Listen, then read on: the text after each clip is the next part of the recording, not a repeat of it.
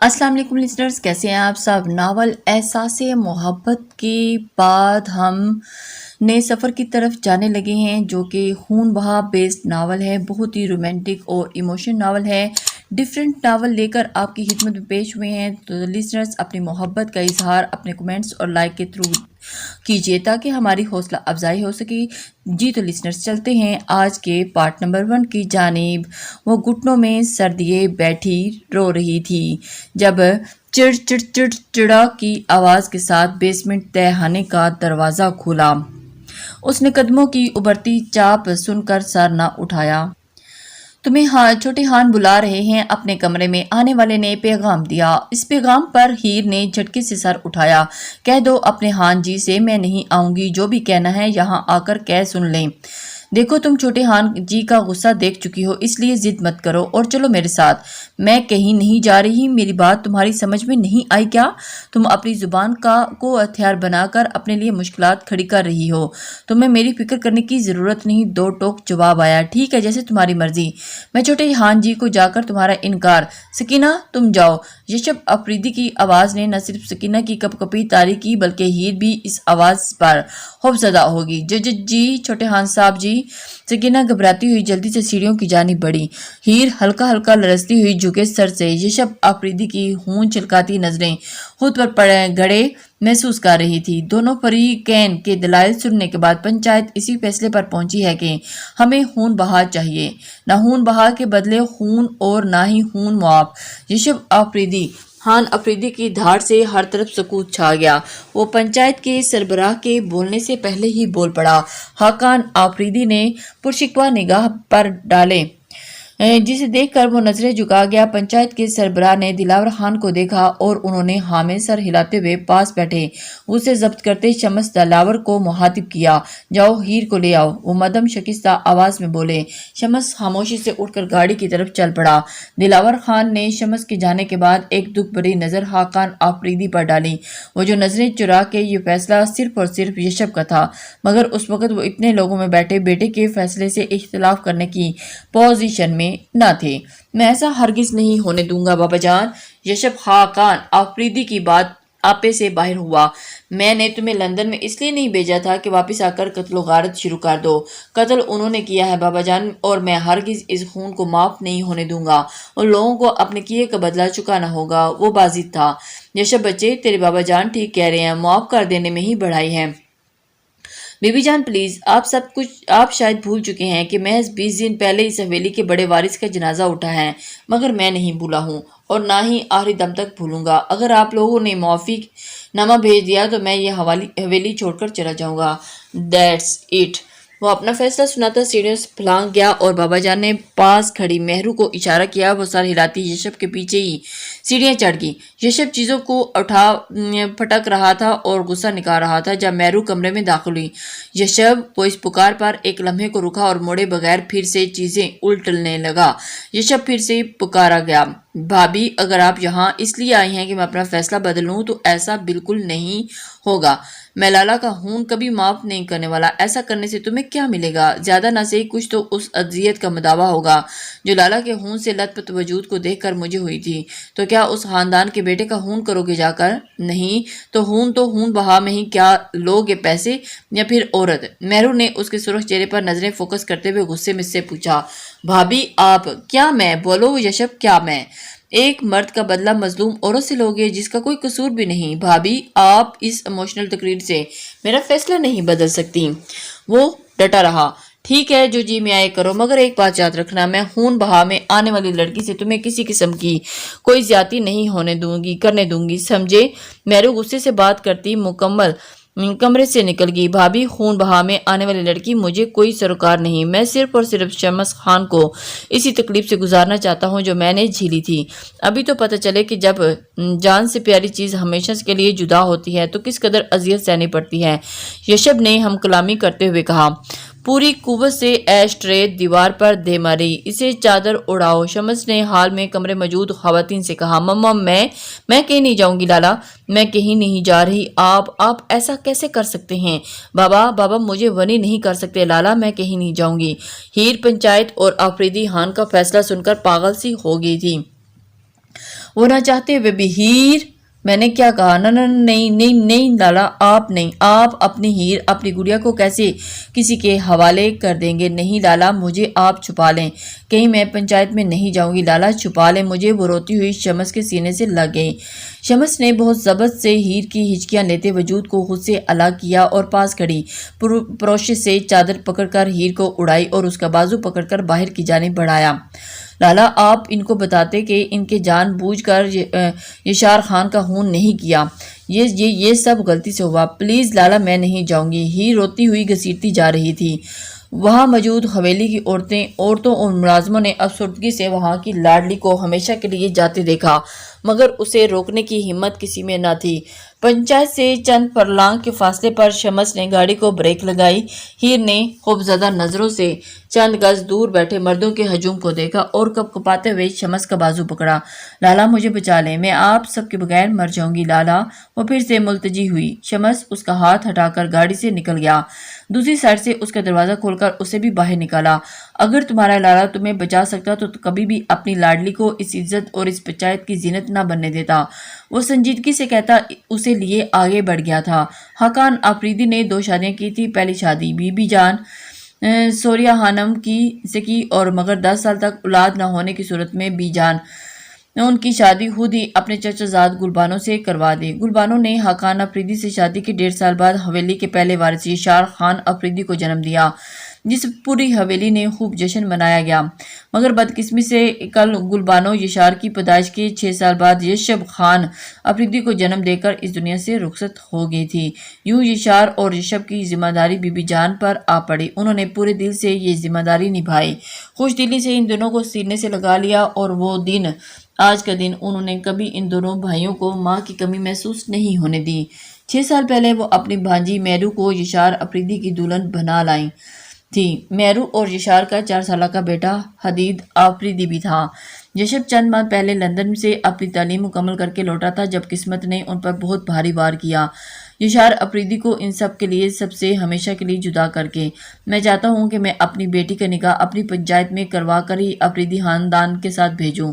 دلاور خان نے جھکے سر سے اپنا مدعا بیان کیا۔ مجھے کوئی اعتراض نہیں حاکم خان، آپ نکاح شروع کریں۔ یشب اور دلاور خان کی بیٹی کا نکاح ابھی بھی سب کی موجودگی میں ہوگا۔ حقان آفریدی نے ٹھہرے ہوئے لہجے میں بات مکمل کی۔ بابا یہ کیا کر رہے ہیں؟ یشب ان کی جانب جھک کر آہستگی سے بولا، میں اس لڑکی کو اپنے نکاح میں نہیں لوں گا، ایک فیصلہ تمہارا تھا، دوسرا میرا ہوگا۔ بابا جان نے بھی آہستگی سے اسے باور کروایا اور حاکم خان کی طرف متوجہ ہو گئے، جو کلمات شروع ہو چکے تھے۔ یشب کی بازی اسی پر الٹ چکی تھی۔ اسی نے خون بہا میں دلاور خان کی بیٹی شمس خان کی بہن کو ہی مانگا تھا تاکہ وہ سکون سے جدا کر سکے، اس کو ان سے جدا کر کے تکلیف دے سکے۔ وہ صرف ان کی لڑکی اس قید میں لانا چاہتا تھا، نہ کہ نکاح میں۔ نکاح کے لیے تو وہ اسے اپنے خاص ملازم حشمت خان کو سوچ چکا تھا، مگر بابا جان نے بیچ میں آ کر سارا قصہ ہی پلٹ دیا۔ وہ نکاح کے بعد پنچایت سے تو خاموشی سے اٹھ گیا تھا، مگر حویلی میں آ کر اپنا غصہ نکالنا نہیں بھولا۔ ہاں، وہاں خون بہا لینے گئے تھے، نہ کہ بیوی اور بہو۔ وہ گرایا، تمہیں تو کیا لگتا تھا کہ ہم وہاں سے لڑکی ایسے ہی لے آتے بنا نکاح کے؟ بابا جان نے ٹھہرے لہجے میں کہا، نکاح کرتے ضرور مگر میرے ساتھ نہیں۔ حویلی کے 1000 وفادار ملازم موجود تھے، ان میں سے کسی کے ساتھ بھی کر دیتے۔ ہوش کرو یہ کچھ یشب، ہوش میں ہی تو آ چکا ہوں، اور ہوش میں ہی اس فساد کو جڑ جان سے مار کر حساب برابر کروں گا۔ وہ چلاتا ہوا کچھ فاصلے پر کھڑی ہیر کی طرف بڑھا۔ چھوڑیں، وہ گٹی گٹی آواز میں چکی، یشب چھوڑو بچی کو، ہوش کرو یشب، کیا پاگل پن ہے یہ؟ بابا جان یشب کے ہاتھ ہٹا رہے تھے جن پر ہیر کی گردن دبوچ چکا تھا۔ بابا جان ہٹ جائیں، اس قصے کو یہی ختم۔ یشب بابا جان کی دھاڑ پر اس نے ایک قہر آلود نگاہ ہیر کے لرزتے وجود پر ڈالی اور ایک جھٹکا دے کر اس کی گردن آزاد کی۔ ہیر اس جھٹکے سے ہرگز تیار نہ تھی اور اس کے لیے توازن برقرار نہ رکھ پاری اور دائیں جانب لڑکھڑاتی ہوئی گری۔ گرنے سے وہاں پڑے ٹیبل کی نوک اس کے ماتھے پر لگی جس سے خون ابل پڑا۔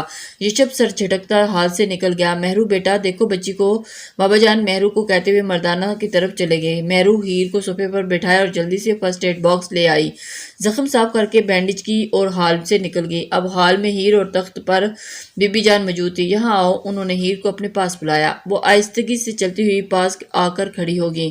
بیٹھو۔ ہیر زمین پر بیٹھنے لگی تھی جب بی بی جان نے اسے صوفے پر بیٹھنے کو کہا۔ وہ ان کے سامنے صوفے پر ٹک گئی۔ کیا نام ہے تمہارا؟ ہیر۔ دلاور خان کی بیٹی ہو یا بھتیجی؟ بیٹی۔ اکلوتی ہو؟ جی شمس لالہ بھی ہیں۔ بی بی جان نے لمبی لمبی سی سانس خارج کی۔ یشب کا غصہ یہاں کے روایتی مردوں کے جیسے ہی ہے، مگر دل برا نہیں۔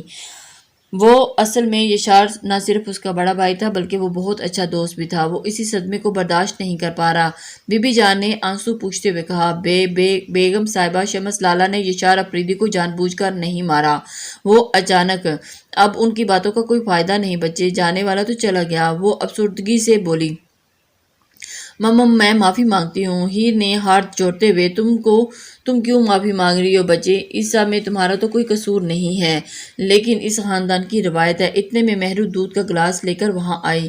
یہ لو پین کلر، لے کر یہ ہلدی ملا دودھ بھی پی لو، سکون ملے گا۔ ہیر نے حیرت سے اسے دیکھا۔ حویلی کا ایک فرد زخم دے رہا ہے تو دوسرا مرہم رکھ رہا ہے۔ مہرو نے اس کی حیرت دیکھتے ہوئے آہستگی سے گلاس اس کے ہاتھ میں دے کر تھپ تھپایا۔ پی لو، کوئی بات نہیں۔ وہ حیرانگی سے اس کی طرف دیکھ لی۔ ہاں بچے، لے لو، آرام ملے گا۔ اچھا مہر، میں اپنے کمرے میں جا رہی ہوں، تم کھانا کھلا دینا۔ جی بی بی جان۔ مہرو نے ہاں میں سر ہلا دیا اور پھر بی جان اپنے کمرے میں چلی گئی۔ یشب آ گیا کیا؟ بی بی جان نے مہرو سے پوچھا جو انہیں گرم دودھ کا گلاس دینے آئی تھی۔ نہیں، ابھی تک تو نہیں آیا۔ اچھا، جب آ جائے تو مجھے بتانا۔ ہیر کہاں ہے؟ جی میں اس کو، وہ گیسٹ روم میں ہے۔ گیسٹ روم میں؟ کھانا کھلا دیا اس کو؟ جی بی جان، تھوڑا سا ہی کھلایا ہے، وہ بھی زبردستی، وہ کھا ہی نہیں رہی تھی۔ ایسا کرو، اسے یشب کے کمرے میں چھوڑو بی بی جان۔ یشب کا غصہ، وہ ایک دم غصہ ٹھنڈا کر کے ہی واپس آئے گا، پھر آ کر نیا ہنگامہ مچا دے گا، اس لیے بہتر ہے کہ ہیر کو چھوڑاؤ۔ وہی لانے والا ہے اسے اور اب رکھے گا بھی وہی۔ وہ دو ٹوک بولی۔ جی آپ یہ دودھ پی کر لیٹ جائیں، میں چھوڑ آتی ہوں۔ سلامت رہو۔ بی بی جان نے افسردہ سی نگاہ مہرو پر ڈالتے ہوئے دعا دی۔ پہلے وہ اسے سدا سہاگن رہو کی دعا دیتی تھی، مگر اب حالات کے پیش نظر وہ اسے بس سلامت رہو اپنی ہی دعا بدل چکی تھی۔ جیسے ہی ہیر کے کمرے میں گئی اور رات کے 2:30 کے قریب یشب اپنے کمرے میں داخل ہوا، مگر بیڈ پر سوئے وجود کو دیکھ کر اس کا دماغ بھگ سے اڑا۔ وہ غصے سے کھولتا بیڈ کے پاس آیا اور جھٹکے سے رضائی کھینچی۔ ہیر کی آنکھ بمشکل اتنی دیر رونے کے بعد ابھی لگی تھی کہ یہ طوفان آ گیا۔ وہ ہڑبڑا کر اٹھ بیٹھی، مگر جیسے ہی نظر سامنے کھڑے یشب افریدی کی لال انگارہ آنکھوں پر پڑی تو وہ تو جلدی سے لرزی اور کانپتی بیڈ سے نیچے اتر کر کھڑی ہو گئی۔ کیا کر رہی ہو یہاں؟ وہ بمشکل غصے ضبط کرتا ٹھہرے ہوئے لہجے میں بولا۔ وہ ایک دم سے کیا وہ لگا رکھی ہے؟ صاف اور سیدھی بات کرو۔ وہ گراتا ہوا اس کے پاس آیا۔ ہیر 2 قدم پیچھے ہوئی اور پھر لڑکھڑاتی زبان کے ساتھ وہ مزید پاس آیا۔ وہ پھر سے پیچھے ہٹتی دیوار سے جا لگی۔ اور پھر تمہاری ہمت کی داد دینی پڑے گی ہیر۔ دلاور خان، واہ! وہ اتنا پاس آ کر بولا کہ ہیر کو اس کے سانسوں کی آواز تک سنائی دے رہی تھی۔ اور نہیں، میں نہیں آئی، مجھے مہرو بھابھی چھوڑ کر گئی ہیں، وہ لڑکھڑاتے آواز میں بول رہی تھی اور وہ جلدی سے بولی۔ اچھا مہرو بھابھی، وہ استہزائیہ ہنسا۔ جی، کس رشتے سے وہ تمہاری بھابھی ہیں، بولو۔ یشب نے سختی سے اس کا منہ جھکڑا اور پھر تمہارے بھائی نے ان کے شوہر کو قبر میں اتار کر ان کی بیوگی کی چادر اڑا دی اور تم یہاں رشتہ داریاں بناتی پھر رہی ہو۔ ہاں، وہ پوری طاقت سے چلایا۔ نہیں، میں چپ۔ یشب نے اس کے ہونٹوں پر انگلی رکھی۔ بالکل چپ، ایک آواز بھی نہیں۔ آج کے بعد اگر یہ زبان بلا ضرورت ہلی تو کاٹ دوں گا، سمجھی؟ اب چلو میں تمہاری اصلی آرامگاہ دکھا دوں۔ وہ ہیر کو بازو سے پکڑ کر گھسیٹتا باہر لایا اور ہیر اس کی ٹانگوں کے ساتھ گھسیٹتی جا رہی تھی۔ یشب اسے لے کر تہہ خانے میں آیا اور پھر یہ ہے تمہارا اصل ٹھکانہ، اور اس سے آگے کا سوچنا بھی مت، وہ گھور کر کہتا وہاں سے چلا گیا۔ پیچھے ہیر اس تہہ خانے میں سسکتی اکیلی رہ گئی۔ وہ چاہ کر بھی اپنے آپ کو مضبوط نہیں کر پا رہی تھی۔ ہیر کو تہہ خانے میں بند 1 ہفتے سے اوپر ہو گیا تھا۔ نہ کوئی وہاں آیا اور نہ ہی اسے باہر بلایا گیا۔ سکینہ نامی ملازمہ اسے کھانا پینا پانی سب دے جاتی تھی، اور آج وہ 12 دن بعد پاس یشب آفریدی کا بلاوا لے کر آئی تھی کہ چھوٹے خان تمہیں اپنے کمرے میں بلا رہے ہیں۔ ہیر کو رات کے اس پہر یشب آفریدی کا اپنے کمرے میں بلانا نامناسب لگا، اس لیے وہ سکینہ کو منع کر چکی تھی۔ جب یشب آفریدی خود وہاں آیا، سکینہ کے جانے کے بعد وہ مضبوط قدم اٹھاتا ہیر کے بالکل سامنے آ کھڑا ہوا۔ کیا سنانا چاہتے ہو؟ کچھ نہیں، ہیر نے زور زور سے نفی میں سر ہلایا۔ ابھی کہہ رہی تھی نا سکینہ سے، خان سے کہو کہ جو کہنا سننا ہے یہاں آ کر سن لیں۔ نہیں کوئی بات نہیں، میری بات یاد ہے نا تمہیں؟ جی کون سی؟ وہ اسے اگر بلا ضرورت زبان ہلائی تو کاٹ دوں گا۔ وہ معصومیت سے اس کی بات دہرا گئی۔ ہاں گڈ، تم تو بہت ذہین ہو۔ تو بتاؤ، جب میری بات یاد تھی تو پھر اسے آنے سے منع کیوں کیا؟ اب کہ وہ اپنی مخصوص دھاڑنما آواز میں گرایا۔ غلطی ہو گئی ماما، معاف کر دیں، وہ کپکپاتی آواز میں بولی۔ اچھا معاف کیا، اب چلو گی ساتھ یا پھر؟ وہ ایک دم سے چلوں گی، وہ فٹافٹ بولی، اور پھر وہ جی حضوری کے ساتھ۔ گڈ چلو۔ وہ اس کو ساتھ لیتا وہ یشب آفریدی کے پیچھے پیچھے ناک کی سیدھ میں چلتی ہوئی اس کے کمرے تک آئی۔ کمرے میں پہنچ کر یہ دیکھ رہی ہو میرا کمرہ؟ یشب نے مڑ کر اسے دیکھتے ہوئے پوچھا۔ جی ہاں، آج سے تم اس کمرے میں رہو گی۔ اور پھر؟ یشب کی بات پر ہیر نے حیرانگی سے اسے دیکھا۔ زیادہ حیران ہونے کی ضرورت نہیں، تم اس کمرے کی مالکن نہیں بلکہ ملازمہ بن کر رہو گی، انڈرسٹینڈ؟ تمہیں اس کمرے میں رہنے کے عوض جو کرنا ہوگا وہ میں تمہیں ساتھ ساتھ بتاتا رہوں گا۔ خود سے مجھے مخاطب کرنے کی کوشش بھی مت کرنا، رائٹ؟ جی۔ ہیر نے ٹرانس میں سر ہلایا۔ اب فی الحال تم ایسا کرو، کبرڈ سے اگر کوئی بستر ملتا ہے تو نکال کر یہاں زمین پر بچھا لو، کیونکہ اب یہی سویا کرو گی تم۔ اس کی بات پر ہیر کی ریڑھ کی ہڈی میں سنسنی دوڑ گئی۔ اتنی ٹھنڈ میں زمین پر وہ بمشکل اپنی ٹانگیں گھسیٹتی کبرڈ تک گئی۔ یشب اپنی بات مکمل کرنے کے بعد واش روم میں گھس چکا تھا۔ وہ کبرڈ میں اتنی کوشش کے بعد صرف ایک چال نما موٹی چادر ہی تلاش کر پاڑی۔ اب وہ یہ سمجھ نہیں پا رہی تھی کہ اس چادر کو نیچے بچھائے یا پھر سردی سے بچنے کو اوپر اوڑھے۔ وہ اسی کشمکش میں تھی جب یشب ٹاول سے بال رگڑتا باہر آیا۔ ایک سرسری نظر ہیر کے ساکت وجود پر ڈال کر بالوں کو برش کیا اور پلٹ کر بیڈ پر موجود خوبصورت سی شنیل کی نرم ملائم رضائی میں گھسا۔ اور یہ شنیل کی رضائیاں بی بی جان کی نگرانی میں بنوائی جانے والی اسپیشل سوغات تھی، جن کو سردی کے موسم میں ہر کمرے میں موجود کمبل کو ہٹا کر پہنچا دیا جاتا تھا۔ ہیر نے ایک لچاتی ہوئی نظر رضائی پر ڈالی اور آگے بڑھ کر چادر کو بیڈ کے بائیں جانب ذرا فاصلے پر بچھایا اور اوپر بڑے حوصلے سے اس چادر پر لپیٹ کر اپنی سر پر اوڑھی شال کو سارے جسم کے ارد گرد لپیٹ کر آنکھیں بند کر لیں۔ اس کی بند آنکھوں کے سامنے اپنا کمرہ گھوم رہا تھا، جہاں آسائش و آرائش آرام کی ہر چیز موجود تھی۔ اب وہ ہیر دلاور خان زمین پر پڑی تھی، بنا کسی بستر کے اور لحاف کے۔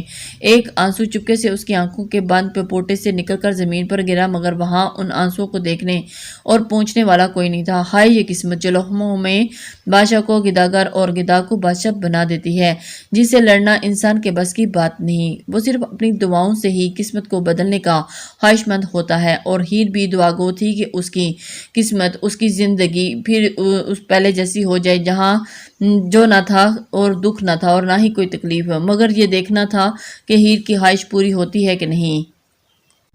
السلام علیکم